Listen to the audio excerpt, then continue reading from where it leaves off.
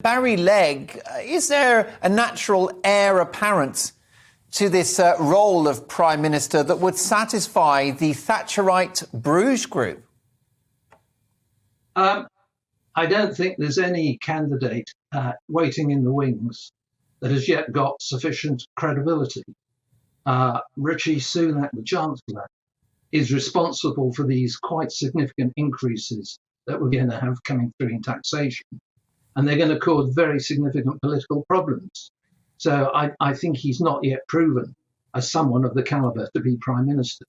There's been a lot of talk about Liz Truss, the Foreign Secretary. Well, I don't think people know a lot about Liz, and she hasn't had to handle many real political problems. James Callaghan, who was Prime Minister for several years, he held the main offices of state. He was Chancellor, he was Home Secretary, he was Foreign Secretary, and he was Prime Minister. And he said that being Foreign Secretary was a bit of a dog. You didn't really have to do very much. You flew around the world and you met people. Those other big jobs were big jobs, dealing with serious political issues every day and having to formulate policy. So I think Liz is pretty much untested at the moment. And it will be interesting to see how she handles the Northern Ireland Protocol and her negotiations with the EU over that.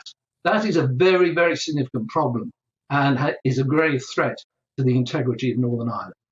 So people will be watching her carefully, and they'll see how she performs. And when we see some actions from Liz, we'll know whether she's capable of possibly holding the office of Prime Minister. So I think those are the two main runners at the moment. Michael Gove has had several tries in the past. He may try again, but I think he's held an awful lot of positions, and many of the unsatisfactory aspects of our withdrawal from the EU are probably to be laid at his door.